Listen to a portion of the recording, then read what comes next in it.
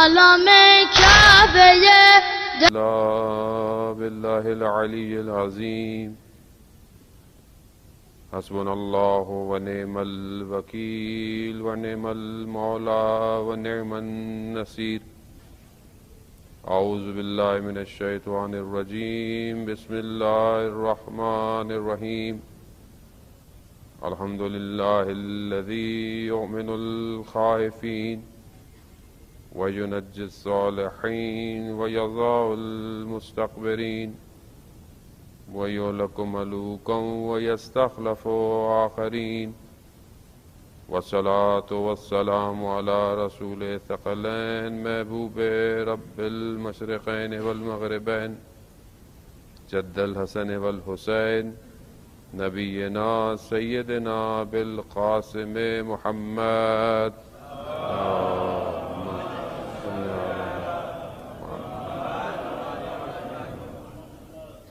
وآلہ الطیبین الطاہرین المعصومین لا سیما بقیت اللہ فی الارض روحی وارواحنا لتراب مقدم الفدا ولعنۃ اللہ علی اعدائہم اجمعین بسم اللہ الرحمن الرحیم رب اشرح لی صدری ویسر لی امری واحلل عقدۃ من لسانی یفقہوا قولی اما بعد فقط قال اللہ تعالی فی کتاب الحکیم والقرآن المجید وما خلقت الجن والانس الا لیعبدون صلوات بیت محمد والے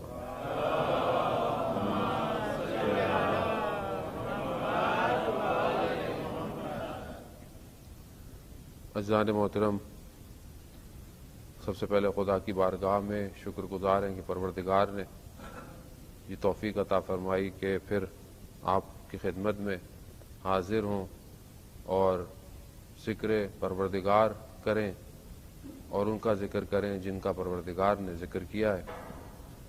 شب جمعہ بھی ہے، شب مغفرت ہے، شب دعا ہے، شب زیارت امام حسین علیہ السلام بھی ہے۔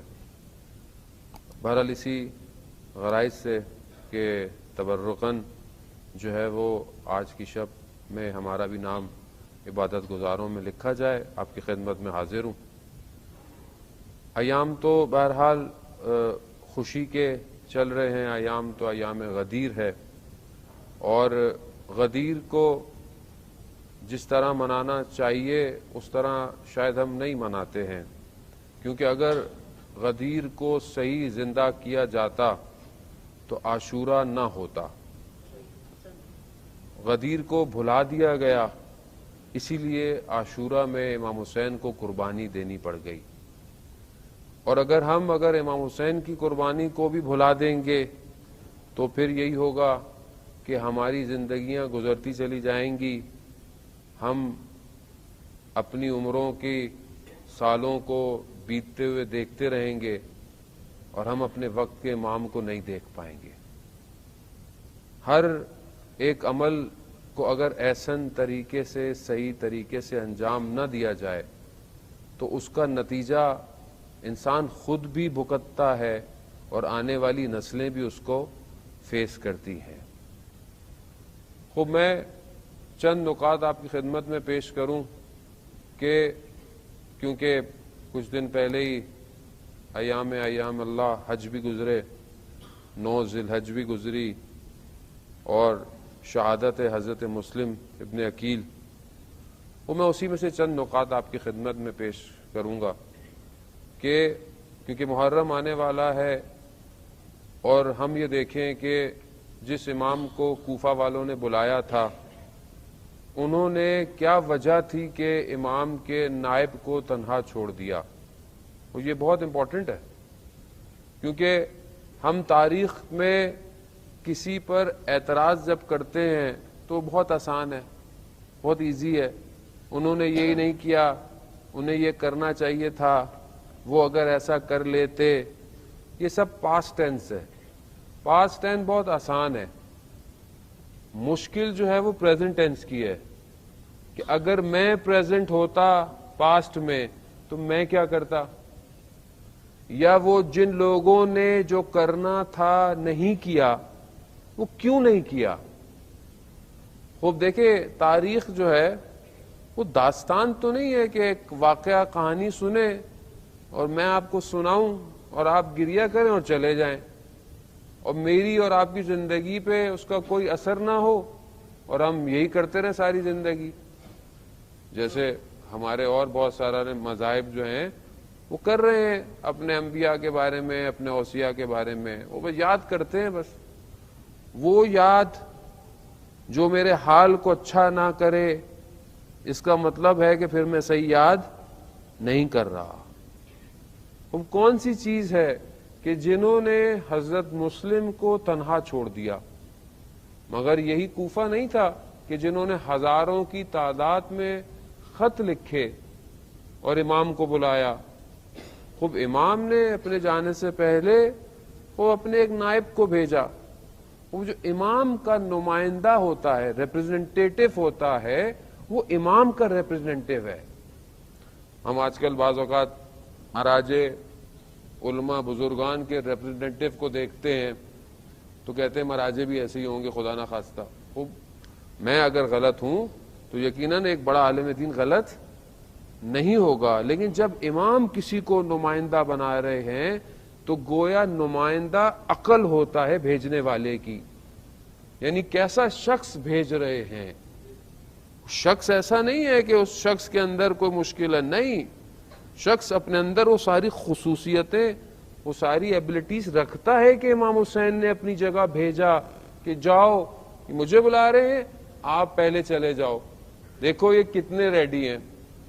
آپ کے سامنے واقعہ ہے, آپ سنتے رہتے ہیں, میں وہ بات نہیں تکرار کروں گا, میں صرف اس طرف متوجہ کراؤں گا کہ وہ لوگ کہ جنہوں نے خود لکھا تھا اور خاص لوگ اصحاب تھے پرانے, وہ کیوں نہیں حضرت مسلم کی مدد کر پائے.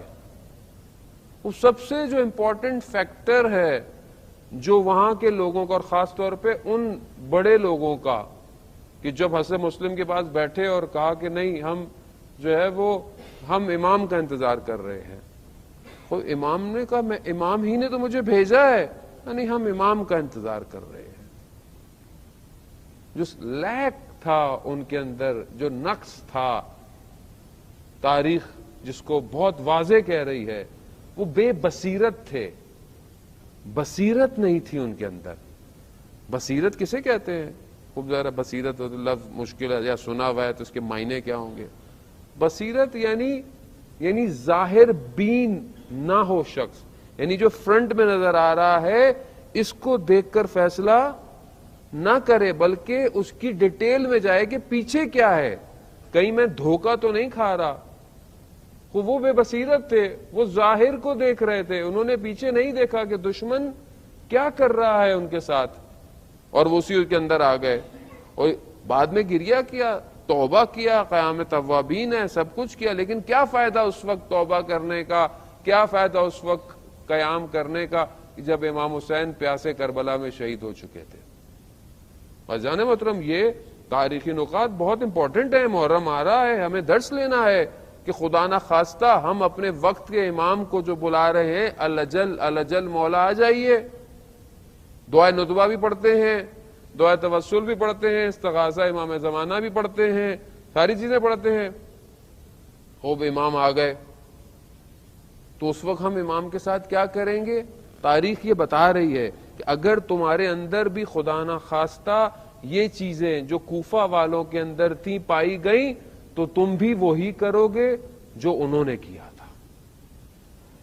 اب یہاں تھوڑا سا ہم اپنے آپ کو ایکٹیویٹ کریں کہ محرم آ رہا ہے, 2 مہینے ہم نے مجلس سننی ہے, کیا ہم ابھی تک پچھلے سال سے ابھی تک وہی ہیں یا تبدیل ہوئے ہیں؟ اب سب سے امپورٹنٹ چیز دشمن کی پہچان ہے. اصل وہاں وہ دشمن کو پہچان نہیں پائے. دشمن لبادے میں آیا, ابن زیاد جو ہے وہ لبادے میں آیا, اور اس چکر میں کہ امام آ رہے ہیں اور آ کر اس نے جو ہے وہ سب پورا نظام جو ہے وہ لے لیا, جس میں دنیا پرستی, دولت, سونا, آسائش کی زندگی, جان کا خطرہ, گھر کا خطرہ, اولاد کا خطرہ, اسٹیٹس, حیثیت, یہ ساری چیزیں ہمارے اندر بھی پائی جاتی ہیں. ہم بھی انہی چیزوں میں گرفتار ہیں دنیا کے اندر. ابھی کل امام زمانہ آئے اور اگر مجھے یہاں سے ہٹا دیں کہ بھائی یہ آپ کے سٹیٹس ختم ہے, اب آپ کچھ اور کریں گے, یا مثلا آپ اعلان کریں گے مجلس نہیں پڑھیں گے, تو کیا میں تیار ہوں اس سٹیٹس سے ہٹنے کے لیے امام کی خاطر؟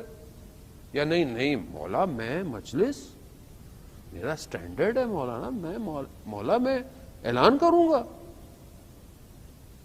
اسی طرح ہماری زندگی کے مختلف چیزیں ہیں, کیا ہم ان چیزوں کو چھوڑ پائیں گے جو ہم نے پکڑ کے رکھی ہوئی آج زندگی کے اندر؟ عزیزان محترم, میں بہت معذرت چاہتا ہوں, میں آپ لوگوں کو ٹینشن دینے نہیں آیا. 2 دن آگے عید کے جشن ہے, انشاءاللہ آپ مسکرائیے گا, لیکن تھوڑا سا سٹریس لینا ضروری ہے صحت میں, ورنہ کولیسٹرول بن کیسے ہوگا آپ کا میرا؟ اگر ہم سب خوش ہوتے رہیں تو خوش ہونے میں تو انسان پھول رہا ہوتا ہے, تھوڑا سا کمزور بھی ہونا چاہیے انسان کو. عزیزان محترم, واقعاً جو عاشق ہے وہ تڑپتا رہتا ہے اپنے محبوب کے ایک دیدار کے لیے. ہم کیسے عاشق ہیں کہ ہماری زندگیاں خوشی سے گزر رہی ہیں اور ہمارا امام نہیں آ رہا ہے. وہ کل روز جمعہ ہے, متوقع ظہور کا دن ہے, ہم کتنے آمادہ ہیں اپنے امام کے لیے, کتنا ہم انتظار کرتے ہیں. وہ سب سے پہلی چیز عزیزان محترم دشمن کی پہچان ہے. دشمن کون ہے؟ اصل دشمن ہے کیا؟ دشمن کی ڈیفینیشن کیا ہے؟ دشمن کی تعریف کیا ہے؟ دشمن اسے کہتے ہیں کہ جو اپنے سامنے والے کو نقصان پہنچائے یہاں تک کہ اس کو ختم کر دے, یعنی اس کو ختم کر دے دنیا سے, یا اس کو کسی طریقے سے اتنا نقصان پہنچائے. اس کا اثر اگر دشمن کا یہی ہے, یا اس کو نقصان پہنچائے یا سامنے. یہ دشمن کی عام سادی ڈیفینیشن ہے. خوب ابھی میرا آپ کا دشمن کون ہے؟ خوب قرآن کہہ رہا ہے سب سے سخت ترین تمہارا دشمن کون ہے؟ شیطان ہے.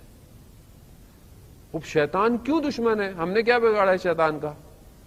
خوب یا تو آپ نے کسی کا کچھ بگاڑا ہو تو وہ آپ سے دشمنی کرتا ہے نا. مطلب آپ کہیں جا رہے ہیں روڈ پہ, کسی کو آپ نے دھکا دے دیا, کسی کو آپ نے گاڑی مار دی, کسی کا آپ نے فائنینشل نقصان کر دیا, تو وہ آپ سے دشمنی کرے گا. لیکن ہم نے شیطان کا کیا بگاڑا جو شیطان ہمارا دشمن ہے؟ خوب یہ بہت مہم ہے کہ شیطان کیوں دشمنی کر رہا ہے بنی آدم سے. خوب یہ آپ کے سامنے ہے کہ جب پروردگار نے حضرت آدم کو خلق کیا, کہا سجدہ کرو, تو شیطان نے کیا کہا؟ میں اس سے افضل ہوں, میں اس سے بہتر ہوں. میں اس سے کیوں؟ کہ حضرت آدم نے کوئی نقصان دیا تھا شیطان کو؟ کیا حضرت آدم نے کچھ کہا تھا شیطان کو؟ کیوں اس نے دشمنی کی؟ قرآن کہتا ہے حسد اور کبر کی وجہ سے, یعنی جیلسی کی وجہ سے, تکبر کی وجہ سے, اپنے آپ کو بڑا دیکھتا تھا. خوب یہ 2 فیکٹر جو شیطان کے اندر پائے جاتے تھے, جو شیطان کو پھر اس کی وجہ سے جب اس نے کام نہیں کیا, خدا نے کہا باہر نکل جاؤ. جب نکال دو تو اس نے بولا میں نہیں چھوڑوں گا اس کو, میں اس کی اولاد کو قیامت تک نہیں چھوڑوں گا. خوب وہ سخت ترین دشمن کہہ رہا ہے. خوب کیا ہم اپنی زندگی میں شیطان کو پاتے ہیں یا نہیں پاتے؟ پہلی چیز شیطان ہے. میں بہت تیزی سے آؤں گا, وقت بہت محدود ہے. قرآن اور کس کو دشمن کہہ رہا ہے؟ قرآن اور دشمن کہہ رہا ہے کہ تمہاری اولاد میں سے, تمہاری بیویوں میں سے یہ تمہارے دشمن ہے, بچ کے رہو. اب انسان کہے کہ اولاد اور بیوی یا میاں بیوی کیا ایک دوسرے کے دشمن ہو سکتے ہیں؟ اصل یہ کیوں دشمن ہوں گے؟ یا اور آگے چلے کہ یہ مال, پیسہ اور اولاد یہ فتنہ ہے, اس سے بچو. یعنی کیسے میرا مال مجھے کیوں نقصان دے گا, میری اولاد مجھے کیوں نقصان دے گی؟ اور آگے چلے رسول خدا ارشاد فرماتے ہیں کہ انسان کا سب سے سخت ترین دشمن اس کے 2 پہلوؤں میں اس کا نفس ہے. یعنی نفس یعنی سول, انسان کا اپنا, یعنی انسان خود اپنا سب سے سخت ترین دشمن ہے. اب اگر آپ یہ دشمن کی ڈیفینیشن دیکھیں تو کتنے دشمن ہیں ایک انسان کے. اور یہ جو انسان سب سے زیادہ نقصان دیتا ہے وہ کون دیتا ہے سب سے زیادہ؟ خود نقصان دیتا ہے. کیوں دیتا ہے عزیزان محترم؟ 2 چیزیں انسان کے اندر ہیں, ایک دنیا کی طرف اٹریکشن, ایک خدا کی طرف بڑھنا. یہ دونوں چیزیں اپوزٹ ہیں. اگر وہ دنیا کی طرف، دنیا کی چیزوں کی طرف اپنی ہر چیز کو پورا کرنے کے لیے بڑھتا ہے تو خدا سے دور ہو جاتا ہے، اور اگر خدا کی طرف بڑھتا ہے تو پھر دنیا اس سے چھٹتی ہے. اب یہ جنگ اس کی اپنے ہی آپ سے جنگ ہے، یعنی گویا دو میں انسان کے اندر چھپی ہوئی ہے، اور یہ دو میں آپس میں جنگ کر رہے ہیں. ایسی ہے، اٹس ویری پریکٹیکل. میں کوئی آپ کو مولوی کی مثنوی یا ملا صدرہ کا فلسفہ نہیں بتا رہا جو آپ اتنا پریشان. It's very easy. ہم زندگی میں صبح شام یہ کرتے ہیں. خوب آپ صبح اٹھتے ہیں، سردیاں آپ کیا ہو رہی ہے ماشاءاللہ، خوب سردی ہے، نیند آ رہی ہے. جوان بزرگ تو ماشاءاللہ نماز عبادت گزار، تہجد گزار ہے. میں جوانوں کی بات کر رہا ہوں. ابھی جوان رات کو سویا ہے، دیر سے سویا ہے، جو بھی سویا ہے، اب صبح فجر میں اٹھنا ہے. جنگ، نماز واجب ہے، پڑھنی ہے، نیند بھی آ رہی ہے، بستر بھی گرم ہے. ابھی ایک جنگ ہے. کس سے کر رہا ہے؟ کوئی تھرڈ پارٹی ہے جو اس کو روک رہی ہے؟ ہاں، خود اپنے آپ سے جنگ کر رہا ہے. کوئی چیز دیکھ رہا ہے جو ناشائستہ ہے، غلط ہے، نقصان دہ ہے آنکھوں کے لیے، نفس کے لیے، مگر اندر سے وجدان کہہ رہا ہے کہ نہ دیکھو، خدا ناراض ہو جائے گا. کس سے جنگ کر رہا ہے؟ اپنے آپ سے جنگ کر رہا ہے ہر روز. عزیزان محترم، ہم کیسے خدا کی طرف بڑھیں؟ بہت آسان فارمولا ہے. اپنی خواہشات کو کم کرنا شروع کریں. خود بخود جو مانوی خواہشات ہیں وہ پیدا ہونا شروع ہو جائیں گی. خود آپ اپنے آپ سے دیکھیں. میں آپ سے سوال نہیں کر رہا، میں اپنے آپ سے سوال کر رہا ہوں. میں شب میں، ہفتے میں، ایک ویک میں کتنے دن رات کو گریا کرتا ہوں؟ کیا میری زندگی میں رات کو رونا ہے خدا کی بارگاہ میں؟ مناجات ہے.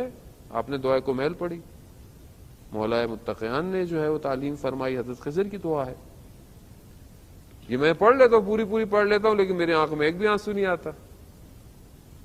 یا مناجات امیر المومنین ہے، یا ویسے ہے مناجات نہیں بھی پڑھوں ویسے خدا کی بات. شب جمعہ ہے، مفاتح الجنان میں ہے کہ جو جوان شب جمعہ خدا کی بارگاہ میں استغفار کرے اور اس کی آنکھ سے آنسو ٹپکے، سمندر کی مچھلیاں اس کے لیے استغفار کرتی ہیں. تو یہ گریا میری زندگی میں ہے یا نہیں ہے؟ میں دیکھتا ہوں نہیں ہے. کیوں نہیں ہے؟ کیونکہ میں دنیا میں جس چیز کو دیکھتا ہوں دیکھتا رہتا ہوں. جو کھانا ہے کھا لیتا ہوں، جو سننا ہے یعنی گویا میں دنیا کی ہر چیز کو آکوپائی کر رہا ہوں. دنیا دار ہو گیا. اگر میں اس کو تھوڑا تھوڑا کم کروں تو مجھے محسوس ہو کہ شب میں رات کو اٹھ کر 2 رکعت نماز پڑھنے کی لذت کیا ہے، خدا کی بارگاہ میں سجدے میں گریہ کرنے کی لذت کیا ہے.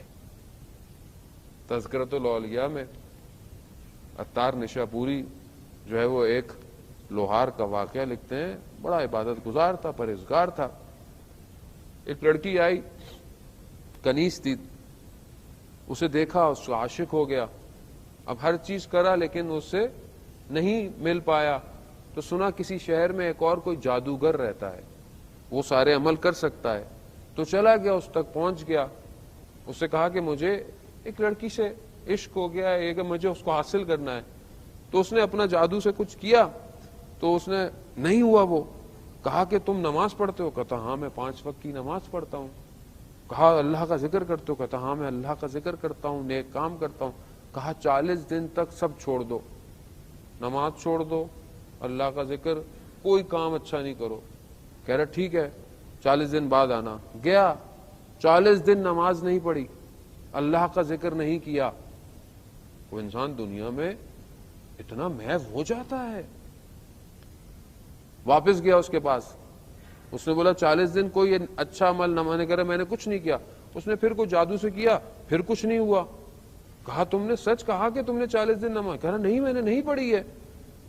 کہہ رہا نہیں کچھ کام ایسا کیا؟ کہہ رہا ہاں میں ابھی تمہارے پاس آ رہا تھا تو رستے میں ایک پتھر پڑا ہوا تھا، میں نے اس پتھر کو کنارے پہ کر دیا کہ شاید کوئی کہیں اس سے لگ کے گر نہ جائے. تو جادوگر نے اسے بولا جاؤ تم یہاں سے چلے جاؤ. کہا کیوں؟ کہہ رہے وہ 40 دن تم نے نماز نہیں پڑھی، ذکر نہیں کیا، مگر پھر بھی خدا تمہارے قدموں سے تمہیں بچا رہا ہے۔ خدا اتنا مہربان ہے، خدا تو موقع دیتا ہے کہ کوئی ایک جگہ پر یہ آ جائے، کوئی مشکل سے، کوئی بیماری سے، کوئی پریشانی سے، کسی طریقے سے میرے پاس آئے۔ عزیزان محترم، اگر ہم خدا کی طرف نہیں آئے، کیوں؟ یہ اندر کی جنگ ہے، یہ سخت ترین دشمن ہے انسان کے اندر کی چیز ہے۔ اگر میں آج اپنے اندر کے شخص کو کنٹرول نہیں کر پایا تو میں کل امام زمانہ سے رکاب میں ظاہری دشمن سے کیا لڑوں گا؟ کیونکہ سب سے پہلی چیز جس نے روکا لوگوں کو حضرت مسلم کی مدد کے لیے وہ اپنی خواہشات تھیں، تکبر تھا۔ کوئی کہتا ہم بڑے ہیں، کسی کو جان کا خطرہ تھا، کسی کو سب یہ نفسانی بیماری ہے۔ ورنہ جو خدا نہ خواستہ نقصان ہوا، جنہوں نے کربلا میں اپنے سروں کو گردنیں کٹوایا، ہم سب ان کو سلام پیش کرتے ہیں، انہی کا راستہ زندہ ہے۔ تو یہ سب سے بڑا دشمن ہے عزیزان محترم، کہ انسان پہچانے کہ میں کس زمانے میں زندہ ہوں، کس دور میں رہتا ہوں، کون سا زمانہ چل رہا ہے، فتنہ کون سا ہے، مشکلات کون ہے، دشمن کون ہے۔ یہ بہت ضروری ہے۔ سادہ لو شیعہ نہیں چاہیے امام کو۔ یہ سادہ شیعہ تو تھے کہ امام موسیٰ کاظم علیہ السلام 14 سال زندان میں رہے۔ یہ سادہ لو شیعہ کہ جس کی وجہ سے آج ہمارا امام 1185 سال ہو گئے۔ مجھے آپ کو تکلیف کیوں نہیں ہوتی؟ کیونکہ میرا گھر چل رہا ہے، آپ کا کاروبار چل رہا ہے، بس چل رہا ہے، ٹھیک ہے، بس شب جمعہ مسجد میں آئیں گے، جمعہ پڑھیں گے، خوشی ہوگی، غم ہوگا، ختم۔ امام ہمیں کیا فرق پڑتا ہے امام آئے نہ آئے؟ ہمیں تو مشکل ہوگی ڈالر کا ریٹ کہاں چلا گیا، سٹاک کدھر گر گئی، بزنس کیسا خراب ہو گیا، ہمیں تو یہ مشکل ہے۔ ہمیں یہ مشکل کہاں ہے عزیزان محترم؟ اینہ بے دم مقتول بے کربلا، کہاں ہے وہ؟ اگر یہ کہاں نہیں نکل رہا تو پھر ساری زندگی امام حسین پہ گریا کیوں کر رہے ہیں ہم لوگ؟ کیسا گریا ہے یہ؟ امام ہمیں دیکھتے ہوں گے یہ رو رہے ہیں، کس پہ رو رہے ہیں؟ کہ امام حسین کو جو ہے وہ پیاسا شہید کر دیا، امام حسین کو تنہا رہ کر شہید کر دیا۔ کیوں رو رہے ہیں؟ مگر انہیں احساس نہیں ہوتا کہ یہ اب وقت کے امام کو تنہا نہ رہنے دیں، وہ تنہائی میں رہ رہا ہے۔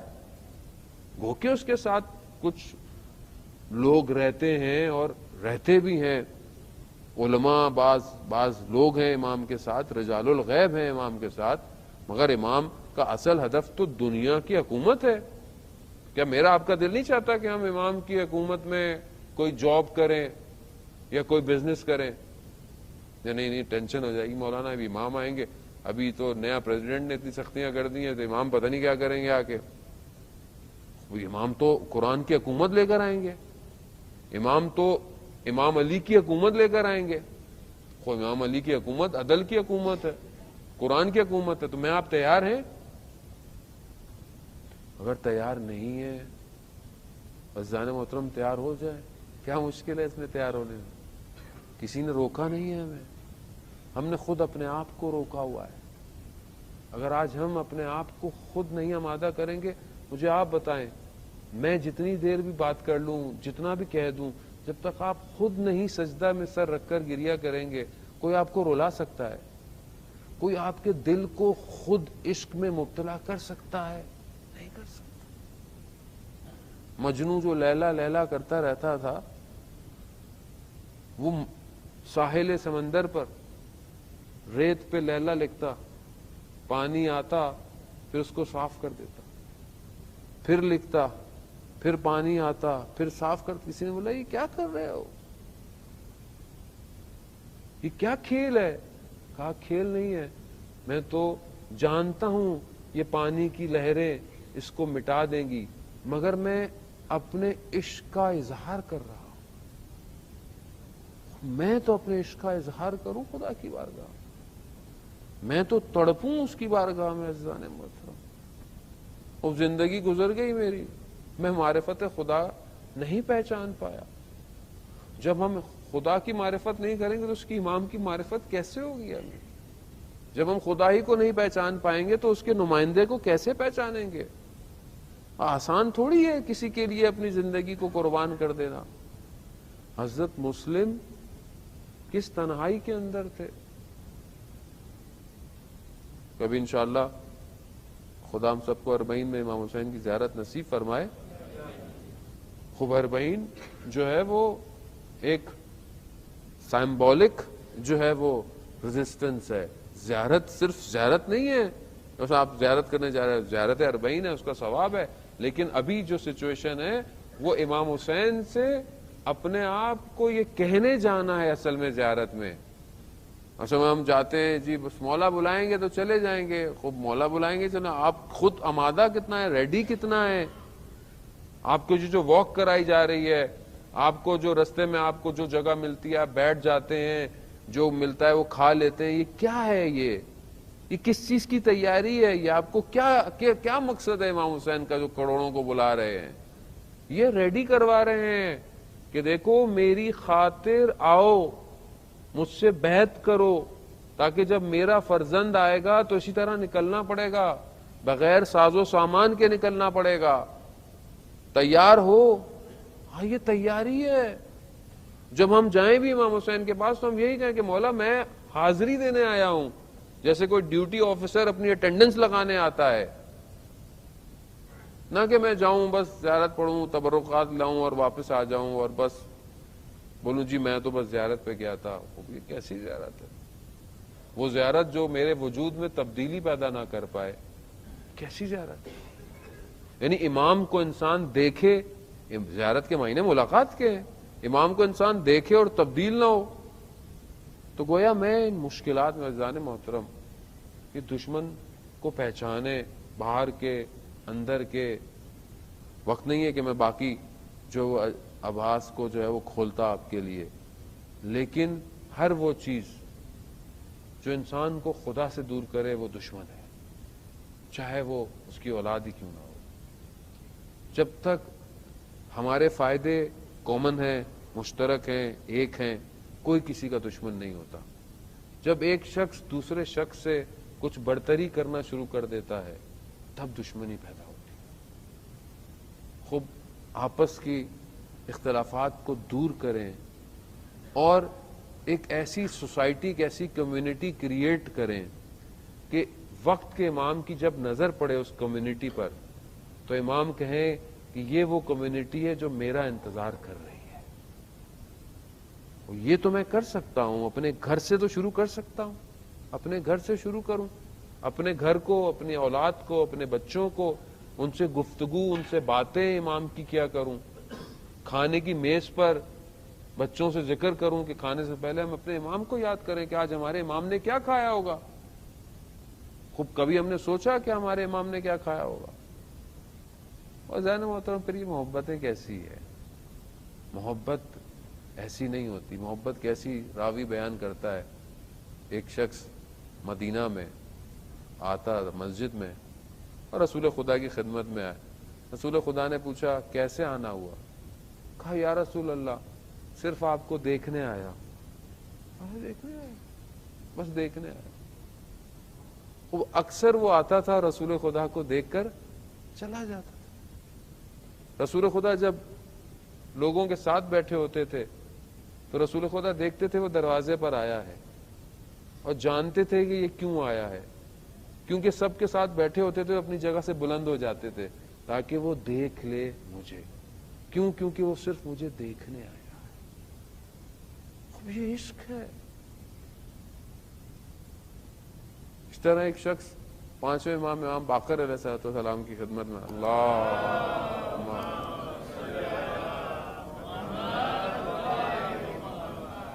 امام باقر خدمت میں آیا اور آ کر اپنا دین امام کو پیش کیا کہ مولا میرا یہ عقیدہ ہے، یہ میرا یہ۔ امام نے کہا اچھا ہے۔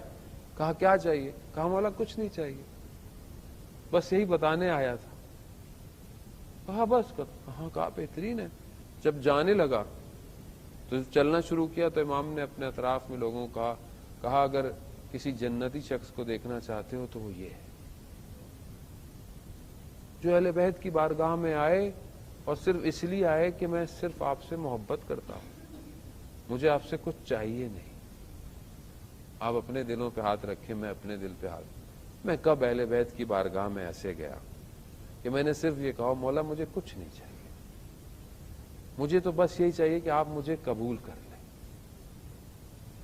کتنے لوگ تھے عزیزان محترم، کتنے اصحاب تھے، کتنے علماء تھے۔ سید ابو الحسن اصفہانی کہ میں پہلے ذکر کر چکا ہوں، واقعہ آپ کے ذہن میں سنا ہوا ہوگا، میں نے بھی کئی دفعہ پڑھا ہے، کس طرح ایک گاؤں سے اصفہان کے مدرسے میں طالب علم کچھ نہ ہوتے ہوئے والد آ گئے، واپس لے کے جانے لگے، یہ کیا زندگی ہے، یہ کیا ہے، نہ کھانے کو ہے نہ گرم کرنے کو کوئی ہے، باپ کا حکم ہے۔ باہر نکلے مدرسے کے صحن میں جا کر امام سے متصل ہوئے کہ یا امام زمانہ آپ جانتے ہیں میں صرف آپ کی نوکری کے لیے آیا تھا، مجھے اور کچھ نہیں چاہیے تھا، مگر میں باپ کے حکم کو کیسے منع کروں۔ یہ کہہ کر کمرے میں گئے تو خدام آیا، کہا سید کوئی دروازے پر آیا ہے، آپ کو بلا رہا ہے، سخت سردی ہے، برف پڑی ہوئی ہے۔ باہر جا کر دیکھا تو کوئی اور نہیں، وقت کا امام خود کھڑا ہوا ہے۔ کہا یہ لو کچھ سامان، اور تمہاری جہاں کتابیں اس کے پیچھے شمع ہے اس کو جلاؤ، روشنی بھی ہوگی، گرم بھی ہوگا، اور ہاں اپنے والد سے کہہ دینا ہمارا صاحب زندہ ہے۔ یہی ابو الحسن اصفہانی اس مقام پہ پہنچ جاتے ہیں کہ جب لوگ امام سے ملنا چاہتے ہیں تو امام کی جگہ پر سید ابو الحسن اصفہانی سے ملتے ہیں اور سوالات کا جواب حاصل کرتے ہیں۔ خوب یہ سفر طولانی ہے، یہ سفر یہ ایک دو دن میں طے نہیں ہو سکتا، خوب جہاں تھوڑی زحمت چاہیے، تھوڑی سی محنت چاہیے، تھوڑا اپنی زندگی کے روٹین میں اپنے کاموں میں امام کو لائیں، شامل کریں امام کو۔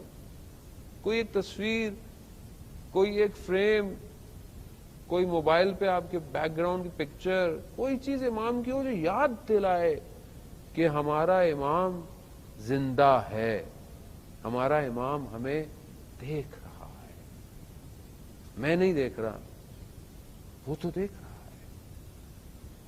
میں کتنا اپنی زندگی میں مصروف ہوں، مجھے ایک ہی جگہ پر شرمندگی ہوتی ہے کہ میں نے آج جو عمل کیا اپنے امام کو راضی کیا کہ نہیں کیا۔ اگر آج میں نے کوئی ایسا عمل کیا کہ جو میں نے اپنے امام کو تکلیف پہنچائی ہے، عزیزان محترم واقعاً درد ہے، نہیں پتا میں زندہ رہوں نہیں رہوں۔ اگر میں اپنے امام کو خوش نہیں کر سکتا تو میں انہیں تکلیف تو نہیں دوں کم از کم۔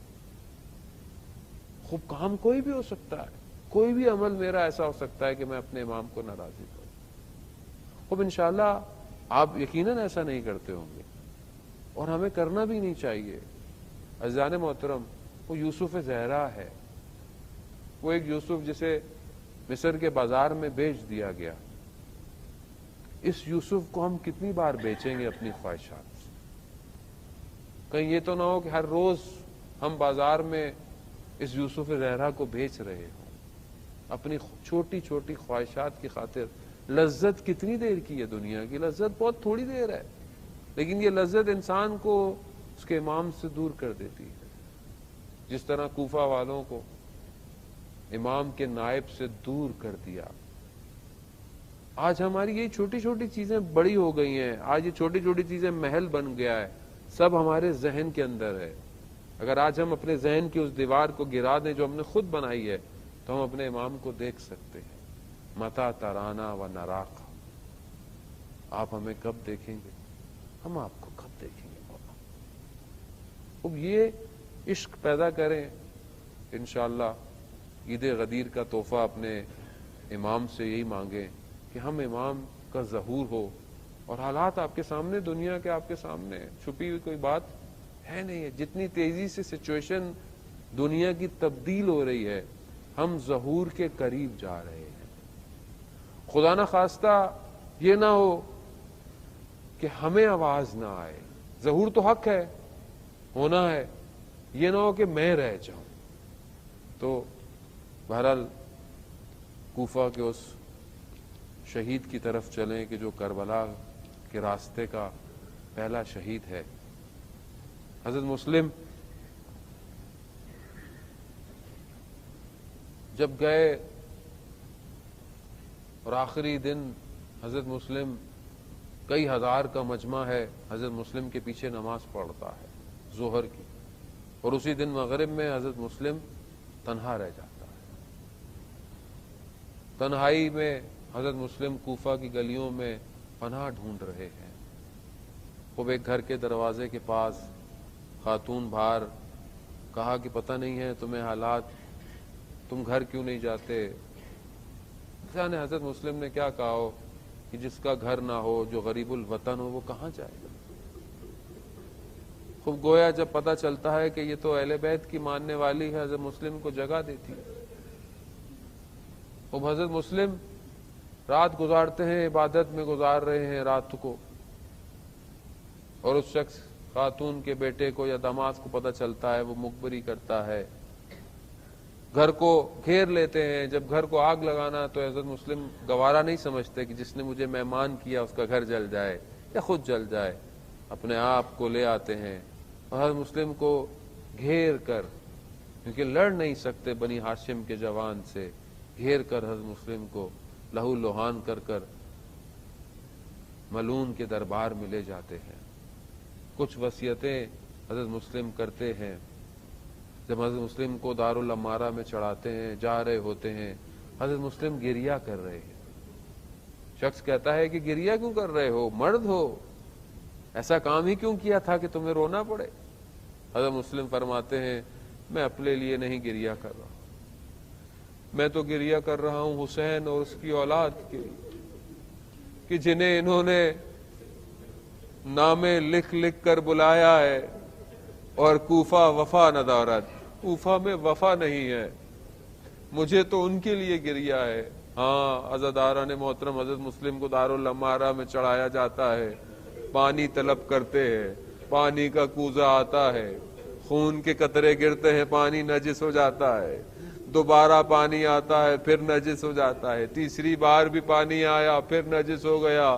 حضرت مسلم نے کہا چھوڑ دیا، ارے کیسے ہو سکتا تھا کہ جس کا ارباب پیاسا مارا جائے گا، جس کا سید و سردار پیاسا مارا جائے، اس کا یہ نمائندہ جو ہے وہ پانی پیے۔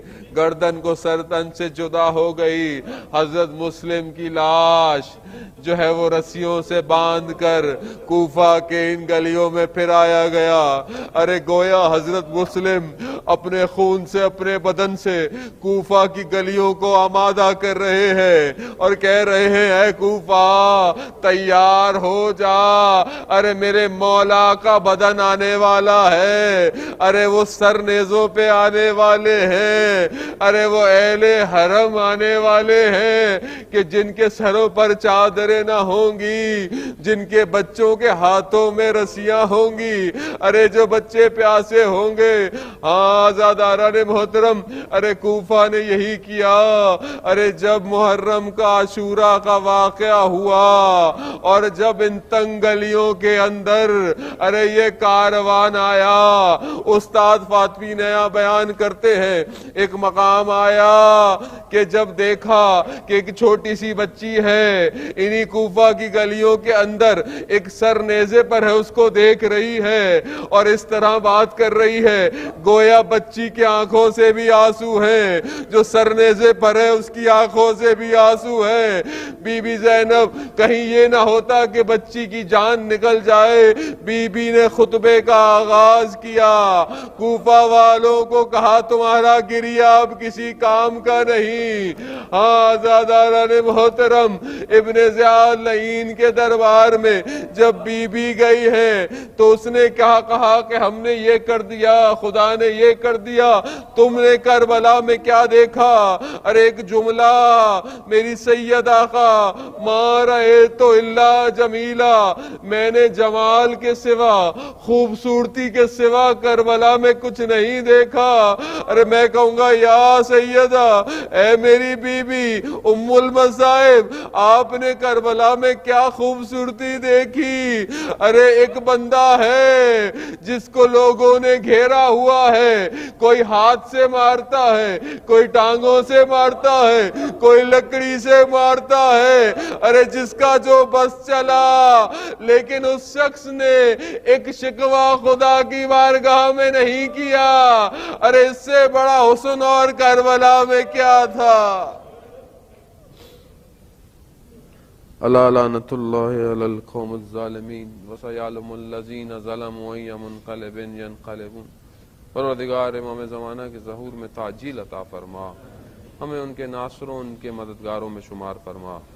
پروردگار جو پریشان حال ہیں ان کی پریشانیوں کو دور فرما، جو بے روزگار ہیں انہیں رزق حلال عطا فرما، جو برسر روزگار ہیں ان کے رزق میں ترقی اور کشادگی عطا فرما، جو مقروض ہیں پروردگار غیب سے ان کے قرضوں کو عطا فرما، جو بے گناہ اسیر ہیں اسیران کوفہ اور شام کے صدقے انہیں رہائی عطا فرما۔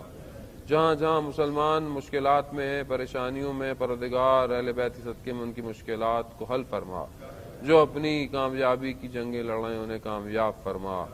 دشمنوں کو اگر ہدایت کے قابل ہیں تو انہیں ہدایت عطا فرما، اگر ہدایت کے قابل نہیں انہیں کیفر کردار تک پہنچا۔ مسلمان جہاں بھی ہیں، شیعان حیدر کرار جہاں بھی ان کی جان، مال، عزت، آبرو کی حفاظت فرما۔ پروردگار ہماری اس کمیونٹی میں آپس میں محبت اتفاق پیدا کر۔ جو مشکلات ہیں، چاہے وہ روانی ہوں، چاہے وہ اجتماعی ہوں، چاہے وہ گھریلو ہوں، ان سب مشکلات کو اس عید غدیر کے ایام کے صدقے میں اسے جلد سے جلد حل فرما۔ پروردگار جو جوان بچے بچیاں بیٹھے ہیں ان کے لیے جلد سے جلد رشتوں کے لیے جو ہے وہ کف مہیا فرما۔ پروردگار ہمیں اتباعت عالیہ، حج، عمرہ اور باقی معصومین کی زیارت کی توفیق عطا